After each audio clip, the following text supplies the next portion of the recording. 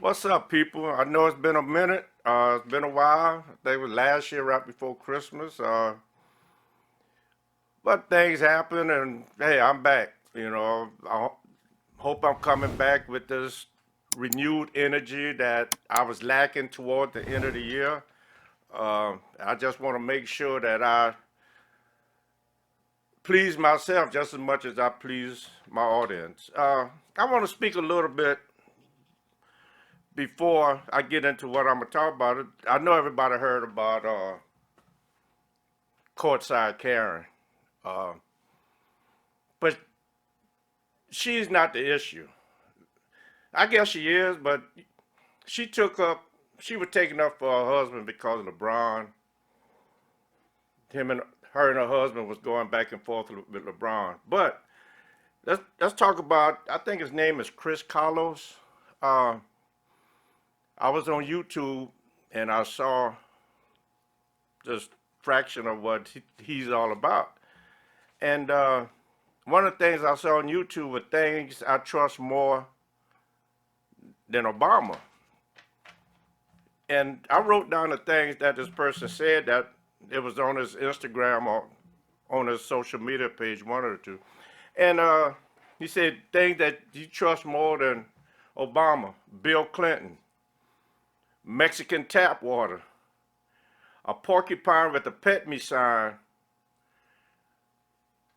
a fart when I have the flu. I think that's pretty funny. An elevator ride with Ray Rice. Okay, taking pills offered by Bill Cosby, a Bigfoot sighting, a Palestinian on a motorcycle, a Hillary Clinton war story, gas station sushi. Um, what he said about Obama, some people might think that oh he's just talking about Obama, but no, he talking about in my opinion, he talking about the whole black race. He talking about everybody of color, in my opinion, and it's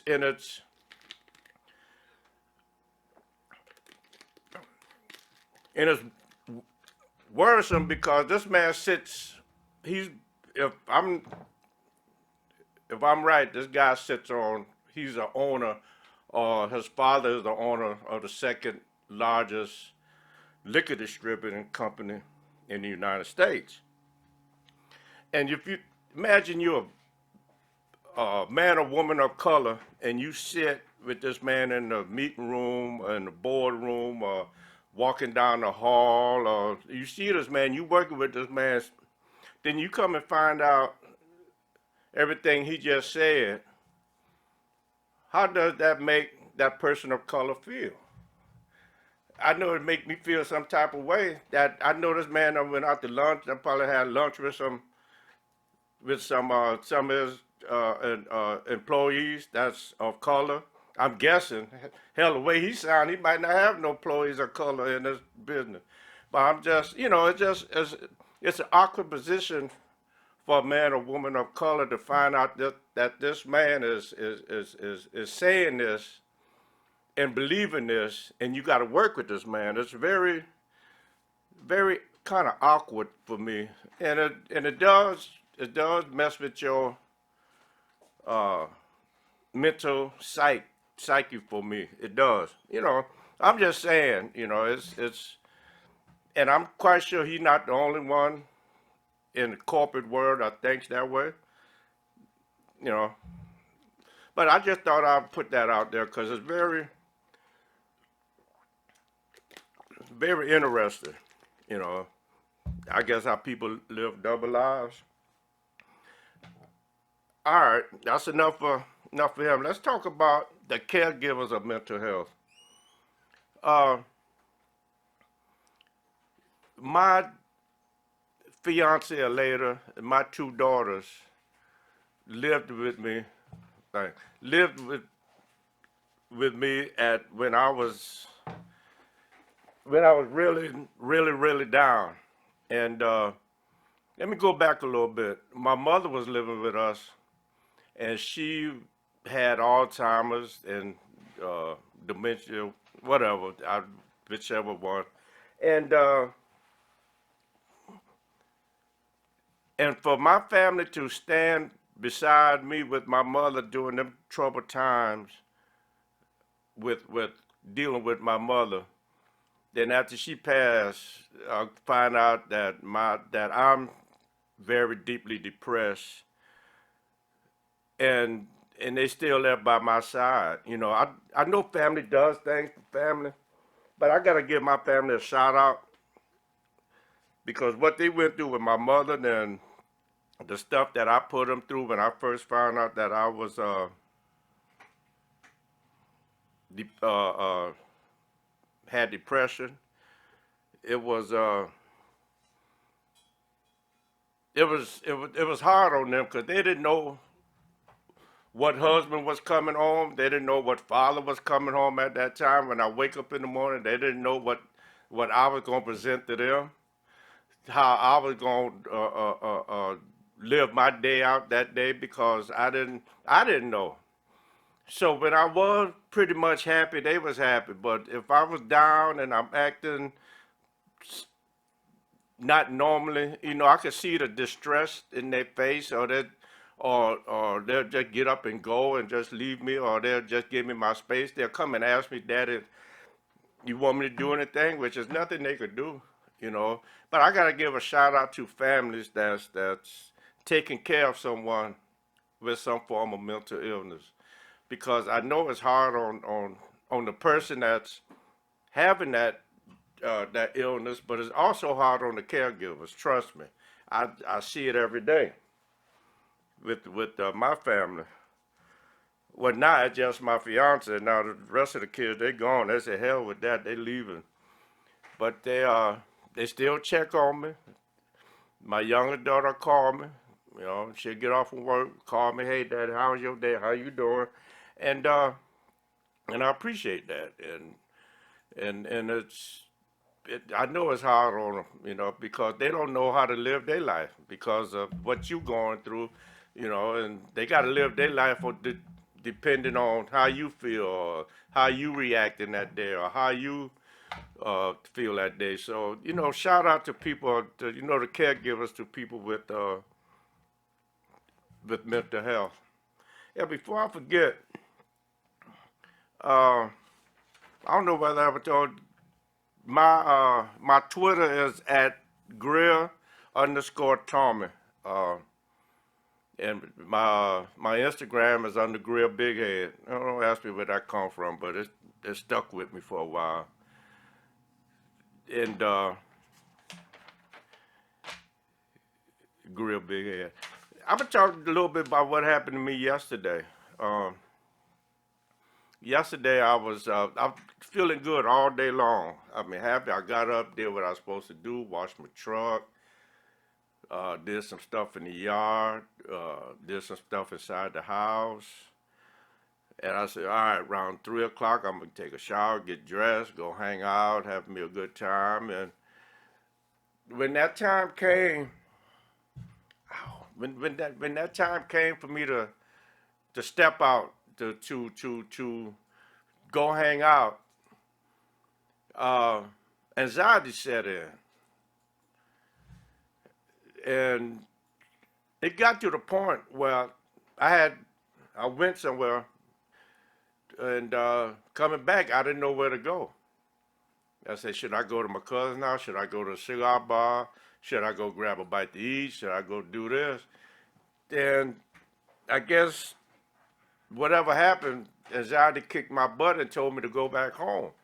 So I spend maybe 10, 15 minutes just riding around, And I call her later and say, hey, I'm on my way back home. I was explaining to her what happened. I said, I'm on my way back home because, I don't feel comfortable. I don't feel right. So, and I could tell by her voice that sh that she was upset because I had done planned my day and I was in a good mood all day. So I'm headed back to the house, and I just turned around. I said, you know what? I'm not gonna let this shit defeat me the way it usually does. I said the only way I could fight this thing is to meet it head on. And I did. I turned around.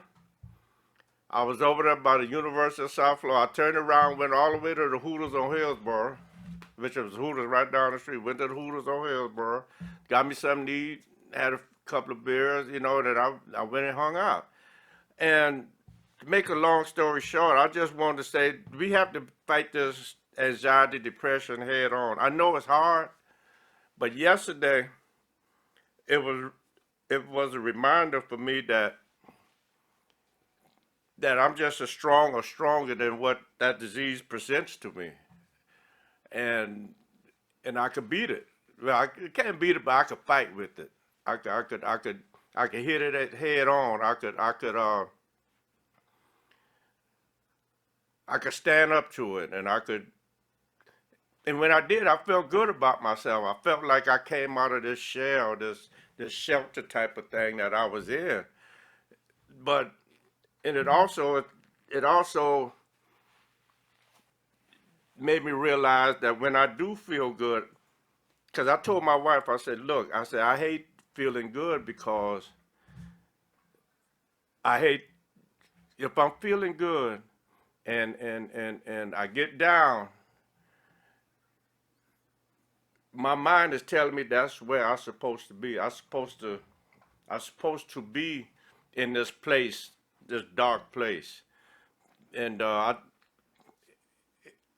my therapist explained that to me. I've been so long in this place of darkness until that's the only way I know how to feel. So when I'm happy, my mind is telling me, say, hey, you don't supposed to feel this way. You're supposed to feel down. You're supposed to be in this dark place. You're supposed to be in hell, you know. And it's true. I cannot feel happy and be happy about it. Because I know sooner or later I'm gonna fall back in this dark place, and it's rough because you know it's hard to explain because if people have different issues with anxiety and depression, but it makes me feel like I'm inadequate when I can't perform like a normal person, if I could say that, or person without a mental illness, because it's really rough, man. It's I don't want to say sad, but it's such a hard place to be sometimes when you're in that little moment of darkness, man, because your mind could take you to some dark places, some weird roads, man. Trust me, you know. And if anybody out there, or you know anybody out there that's dealing with some kind of mental illness, man, don't judge them. Just get them a little help, or sit down and talk to them.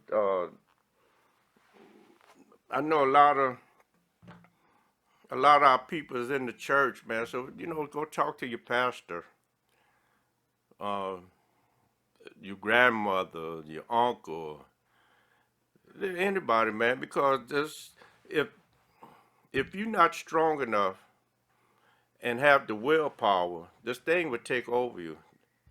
It is anxiety, depression. It would take you out. You know, and I'm speaking to everybody, but I am speaking to my brothers and sisters. You know, everything that's going on in this world today, all this the racism is is coming to the top. All this other, all these political butt heads. We have to stay strong. We have to pick each other up, have to hold each other hand.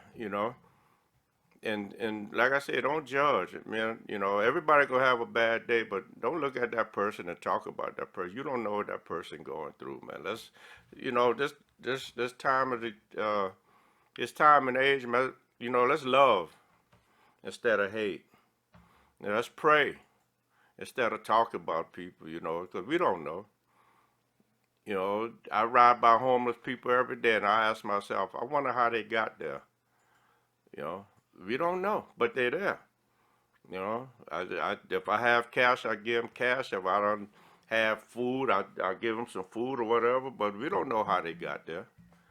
You know, we don't know their life story. You know, it could be me tomorrow. You know, it could be you tomorrow.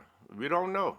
You know, we don't know what the good Lord got for us planned. So let's let's love instead of hate. You know, let's pray. You know, let's pray for each other. Let's pray for, you know,